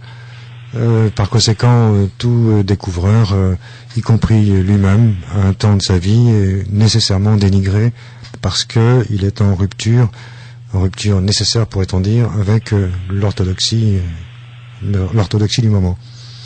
One thing I would like to point out, it's very important, I don't know how much more time we have. Your listeners need to understand these technologies would enable every home and every business, and also in the developing world, every village, to have clean energy extracted from the fabric of space around us without pollution, without a cost for the energy supply, and with the ability to have a very advanced civilization on Earth that would be sustainable. This is not utopia or some vision. This is something we can actually achieve in our lifetimes. And this, I think, is the greatest undertaking that humanity will face, because it will ensure our sustainability, and it will also create a just civilization of abundance. And unless we have justice and unless we have fairness around the world, we will continue to have war and we will continue to have misery. So these technologies are key to the human future. Là, le Dr. Greer insiste sur un point qu'il faut bien comprendre, c'est que il ne s'agit pas d'utopie mais d'une réalité. Un dispositif est à portée de main pour permettre à chacun sur cette planète, y compris dans les pays en développement, les pays du tiers-monde, etc., de disposer d'une énergie libre, abondante et surtout non polluante pour l'environnement, parce que s'il ne règne pas un esprit de justice et de partage, à ce moment-là, c'est un avenir de guerre qui s'annonce devant nous. Par conséquent, c'est un appel assez pressant à se pencher sérieusement sur ces dispositifs dont il est question ici et d'obtenir que les autorités lèvent le voile sur ce qui est déjà déposé, ce qui fait déjà l'objet de brevets, et les retirent, dans la mesure du possible, des mains des lobbies qui les tiennent cachés. Je dis ça pour résumer, disons, l'essence des interventions globalement sur ce sujet. I will have to be leaving in just a few minutes because I have another appointment. Dr. Greer, which is the ratio of energy we could count on with such a device? Is it like 1.5 or 2 or 15 or what? Quel est le ratio surunitaire que l'on peut attendre d'un dispositif rendu public? Est-ce de 1,5, 1,8 ou 10 fois ou 15 fois la mise? Well, to be honest, it is infinite. The ratio is infinite, and let me explain why. We have a device we are working on right now that would enable the system to run off the grid, meaning not plugged in, where the input battery source would be completely kept 100% charged, or even more charged than when it started, with hundreds of watts or a few kilowatts of power coming out of it. So the ratio then goes to infinity, because you have a zero input net, but you have a positive flow of energy out. This is something we have observed. There's an inventor who is from a foreign country, and we have seen one of his prototypes that did this. We know it is possible, and so basically you're talking about the ratio being infinity. Alors la question posée était celle du ratio, du rendement de tel appareil. Le Dr. Greer nous dit qu'une fois que l'appareil est chargé il peut produire à l'infini une quantité sans limite d'énergie, que ce soit 100 watts ou davantage, autant que nécessaire, car il est, une fois chargé, à même de produire autant qu'il est nécessaire. Pierre Mazet, un commentaire peut-être sur l'explication que je viens d'en donner. N'ayant pas vu moi-même l'appareil, j'ai du mal à le décrire. Oui, ça n'a pas été le cas. Moi, j'ai pas non plus vu l'appareil, mais il semble que ce soit effectivement ce qui a été expliqué. Enfin, j'ai pas d'autres choses à ajouter parce que j'ai pas forcément l'habitude de la technicité, de la technologie de ce genre d'appareil. Voilà. Dr. I've been asking Pierre Mazet, your French publisher, if my translation was correct, since I haven't seen the device, so it's difficult for me to describe it to make sure that the translation has been correct. Right. You have some spiritual openness, if we could say. Somewhere you've been talking about religion versus spirituality. Well, I think that we're going to have to evolve to a more universal understanding of spirit. My own view is that consciousness and mind is an infinite field of awareness, and that every religion has its own way of describing this. But as we move from a civilization that is becoming more and more integrated to a civilization that will be dealing with other people from other worlds, other planets, we'll have to understand the universal aspect of spirituality. I had a wonderful conversation with Monsignor Balducci at the Vatican about this, and he was in complete agreement that the universal aspect of mind, if you will, called the God factor, is something that has universal application or universal understanding. And the more universal we view it, and the less anthropocentric we are, I think the closer we are to the truth. Oui, le docteur Green nous répond à propos de la spiritualité. La question était spiritualité ou religion, parce que je l'avais entendu se prononcer par ailleurs en faisant une nette distinction entre les deux, mais il nous ramène à un personnage religieux pour nous répondre. C'est Monseigneur Balducci du Vatican, avec lequel il s'est entretenu, et lequel a reconnu avec lui, bien sûr, que les sujets qui les intéressent s'adressent directement à la conception divine, que la communication avec les intelligences extraterrestres, tout comme la préoccupation que nous avons de l'environnement, doivent nécessairement nous conduire à une ouverture qu'on doit qualifier de spirituelle. Any question I missed to ask? Quelle question ne vous ai-je pas posée, Dr. Stephen Greer? No, I think, well, in conclusion, what I'd like to say is that the people who learn of this information have a responsibility to study it deeply and to also then try to share it with other people.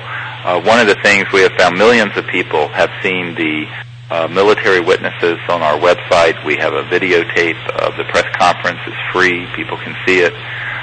We have funded this so that the information will be out to the public as freely as possible. But also we need people's support. We need their support networking this. We need their support helping us raise funds. We need their support in identifying promising inventors and technologies and identifying new insider witnesses. There are many people in France, for example, who could help us identify French military and government witnesses who know of these secret projects and are courageous enough to come forward. So I think that there's a lot of work to do, and there's room for everyone to help do it, and we invite people to do that with us. Alors, la traduction courte, c'est chacun maintenant est responsable, à vous d'agir. Une traduction plus développée dirait effectivement chacun doit se sentir concerné, aussi bien pour ramener vers nous des témoins, bon, en ce qui concerne la France, les pousser à s'identifier et à témoigner, car chacun est donc responsable, chacun détient un levier, un moyen d'action, tant dans le domaine qui consiste à rassembler des fonds pour supporter la recherche nécessaire, et en particulier de passer le mot, c'est-à-dire de faire savoir ce qui s'est échangé ici, car Lorsqu'on aborde ces choses, lorsqu'on les découvre, on porte désormais une part de responsabilité dans son accomplissement. Well, Dr. Greer, any project visiting France in the next coming months? Des projets de visite en France dans les mois à venir? Well, I don't have any plans, but I think that if somebody there wanted to organize perhaps a lecture and some interviews and a workshop or a training, I could do it there. Of course, my French is very bad, so I'd have to have a translator. But I would love sometime to come to France and to share this information and more thoroughly with people, and also to show the videotapes we have of these military witnesses. Perhaps at some point we could organize that. It would be wonderful. Alors, le Dr. Gray nous dit qu'il n'a pas d'agenda déterminé, il est libre de répondre à une invitation s'il s'en forme parmi le public français pour organiser n'importe un séminaire, un atelier, une projection de vidéo, de partager, d'échanger. Il est ouvert à une proposition, tout en regrettant qu'il ne pratique pas couramment le français, on l'aura compris, mais si on peut l'assister de ce côté-là, il est tout à fait disposé à communiquer sur invitation à venir par le public français. Dr. Green, there's some opportunity in October this year, 13th to 15th of October, there's a huge World Symposium on UFOs. You'll be welcome if we invite you. Oh, that'd be wonderful. Are you ready for that? I think this could be worked out. I have to look at the schedule, but let's talk about it and see if that can happen. What city is it in? Châlons-en-Champagne. Près de Reims. Close to the city of Reims. It's an hour and a half drive from Paris. Oh, good. C'est bon. C'est bon. Yeah, we're expecting Dr. Roger and Bud Hopkins, as far as I know. It'll be an international symposium. Wonderful. Very good. Well, we could do some very important disclosures there because we have more and new witnesses all the time. There's so much information that if we had a whole week with 8 hours a day, we couldn't tell all of it. So there's so much information to share. All right. Well, thank you so much, and I appreciate your time and your willingness to interview me in France. Thank you, Dr. Gray. Bye-bye. Bye. Bien, on va maintenant écouter, lu par Alex, le texte du projet Révélation. Ça date de l'été 2001, ça fait une douzaine de minutes. C'est une sorte de déclaration d'intention du projet Révélation, et c'est donc le docteur Stephen Greer qui s'exprime. Imaginez un peu ça. Vous êtes à l'été 2001, hémisphère nord, et quelqu'un vous présente un scénario de film ou de livre proposant une intrigue terroriste diabolique au cours de laquelle les tours de 110 étages du World Trade Center et une partie du Pentagone sont détruites par des avions commerciaux qui ont été détournés pour venir s'écraser contre ces structures. Bien sûr, vous ririez. Et si vous étiez un producteur de films ou un éditeur de livres, vous repousseriez un tel scénario parce qu'il vous semblerait tout à fait ridicule et invraisemblable, même en tant qu'élément de fiction littéraire ou cinématographique. Après tout, comment un avion commercial, traqué sur radar après que 2 autres avions eussent déjà défoncé les tours du World Trade Center, pourrait-il traverser nos défenses aériennes dans l'espace aérien le plus surveillé du monde, en plein jour et par beau temps, et foncer sur le Pentagone? Et c'est un pays qui dépense $1 milliard par jour pour sa défense. Absurde, illogique, personne n'avalerait ça. Malheureusement, il y en a parmi nous qui ont vu ces scénarios et d'autres à venir qui sont encore pires, et nous ne trouvons pas cela très drôle. Un aspect positif à ces tragédies récentes serait peut-être, seulement peut-être, que les gens prendront au sérieux la perspective qu'une entité transnationale paragouvernementale nourrissant de sombres desseins existe, même si cela leur paraît très difficile à croire au début, que cette dernière a gardé secret l'existence des ovnis et qu'elle planifie une tromperie et une tragédie qui feront pâlir par comparaison les événements du 11 septembre dernier. Le témoignage de centaines de témoins appartenant aux corps gouvernementaux, militaires et corporatifs ont établi ceci, que les ovnis sont réels, que quelques-uns sont construits dans le cadre de projets secrets dits noirs de notre gouvernement, le gouvernement américain, et que quelques autres proviennent de civilisations extraterrestres qui nous visitent, et qu'un groupe a gardé cela secret afin que la technologie derrière l'ovni puisse rester cachée jusqu'au moment voulu. Cette technologie peut remplacer et remplacera éventuellement le pétrole, le gaz, le charbon, les usines thermonucléaires et autres systèmes d'énergie centralisés et hautement destructeurs. Cette industrie, qui rapporte 5 milliards de dollars, énergie et transport, est actuellement hautement centralisée, mesurée et lucrative. C'est elle qui mène le monde industrialisé en entier. C'est la mère de tous les intérêts spéciaux. Ce n'est pas une question d'argent comme vous et moi le pensons, mais c'est une question de pouvoir géopolitique, le pouvoir centralisé lui-même qui gère l'ordre dans le monde actuel. Le monde a été maintenu dans un état de guerre continuelle, de pauvreté sans fin pour la plupart des habitants de la Terre et de ruine environnementale globale, juste pour soutenir cet ordre mondial démoniaque. Aussi élaboré que soit ce jeu, il y en a un plus grand encore, le contrôle via la peur. Comme Werner von Braun le disait au docteur Carol Rossin, son porte-parole au cours des 4 dernières années de sa vie, une machine maniaque, le complexe militaire, industriel, scientifique et intelligence, espionnage, sécurité, passerait de la guerre froide aux nations fourbes, de là au terrorisme global, l'étape à laquelle nous nous trouvons aujourd'hui, puis à la carte d'atout ultime, une menace montée de toutes pièces comme venant de l'espace. Pour justifier éventuellement la dépense de milliards de dollars pour armer l'espace aérien, on ferait croire à la population qu'elle est menacée par des extraterrestres, utilisant ainsi la peur pour réunir les nations dans le militarisme et la guerre. Depuis 1992, au moins une douzaine de personnes informées de l'intérieur sont venues me révéler ce plan. Bien sûr, j'ai commencé par en rire, pensant que cela était tout simplement trop absurde et impossible. Le témoignage du docteur Rossin fut livré au cours du projet Révélation. C'était avant le 11 septembre. Et d'autres encore m'ont dit explicitement que des choses qui ressemblent à des ovnis, mais qui sont construites et sous le contrôle de projets noirs, hautement secrets, étaient utilisées pour simuler des événements au cours desquels des soi-disant extraterrestres révélaient leur présence, et que cela incluait quelques enlèvements de personnes et la mutilation de bétail, afin de semer les premières graines de crainte culturelle face à la présence de la vie dans l'espace. Et qu'à un certain point après le terrorisme global, des événements se précipiteraient qui utiliseraient les véhicules reproduits selon la technologie extraterrestre, VRTE, c'est-à-dire des véhicules qui ont été construits par des humains suite à leur étude de vaisseaux spatiaux E.T. réels selon la technique de l'ingénierie inversée. Voyez le livre Disclosure par le même auteur, pour monter le canular d'une attaque sur Terre. Comme dans le film Independence Day, une tentative serait faite d'unir le monde à travers le militarisme utilisant les E.T. comme nouveau bouc émissaire cosmique, pensé aux Juifs pendant le Troisième Reich. Rien de ceci n'est nouveau pour moi ou pour les autres informés. Le rapport de Iron Mountain, New York, écrit dans les années 60, décrivait le besoin de coller une image démoniaque au visage des extraterrestres pour avoir ainsi un nouvel ennemi, un ennemi hors planète qui pourrait unir les êtres humains dans la peur et la guerre, et s'avérerait devenir la clé de contrôle ultime pour le complexe militaire industriel qui dépense des milliards de dollars et dont le président républicain conservateur et général à 5 étoiles Eisenhower nous a prévenu de nous méfier en 1961. Personne n'écoutait à ce moment-là non plus. Le scénario de l'après 11 septembre, c'est celui qui sera joué, à moins que suffisamment de gens ne soient informés, ce qui ferait échouer le plan parce qu'il serait incapable de duper un nombre suffisant de citoyens et de leaders.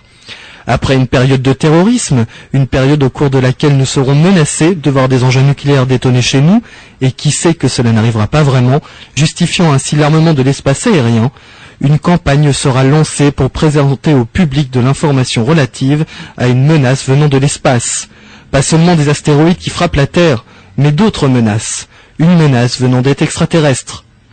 Depuis les 40 dernières années, l'ufologie, qui étudie le phénomène OVNI, combinée à une machine médiatique puissante, a créé une image de plus en plus démoniaque des extraterrestres via des films effrayants comme Independence Day et de la supposée science qui présente, dans certains cercles, les kidnappings et les abus par des extraterrestres comme étant un fait de la vie moderne. Que quelques êtres humains aient eu des contacts avec des E.T., je n'en doute pas. Que le vrai contact avec les extraterrestres ait été englouti sous un océan de témoignages inventés de toutes pièces, j'en suis certain. En fait, les vrais événements relatifs aux extraterrestres sont rarement révélés au public. La machine s'assure que les témoignages intrinsèquement xénophobes, apeurants et montés de toutes pièces soient ceux que des millions de citoyens lisent, entendent ou voient. Ce conditionnement mental pour créer la peur à l'endroit des E.T. s'est vu subtilement renforcé depuis des décennies en préparation de futures tromperies. Des tromperies telles que le 11 septembre nous paraîtront des événements insignifiants par comparaison. J'écris ceci maintenant parce que j'ai été récemment contacté par plusieurs sources hautement placées du monde du renseignement et des médias qui m'ont clairement fait comprendre que des événements fabriqués et des explications toutes faites sont imminents. Ils visent à nourrir la peur concernant les ovnis et les extraterrestres et d'en augmenter le volume. Après tout, pour susciter un ennemi, vous devez faire en sorte que les gens détestent et craignent une personne, un groupe de gens ou dans ce cas, une catégorie entière d'êtres. En termes clairs, les programmes secrets maniaques relatifs aux ovnis, aux VRTE et aux technologies connexes, incluant ces technologies qui peuvent simuler des événements E.T., des enlèvements par les E.T. et des choses comme ça, se préparent à s'emparer du projet Révélation, de le faire passer au feu de la peur et de simuler des événements qui finalement présenteront les extraterrestres comme un nouvel ennemi. Ne vous laissez pas duper.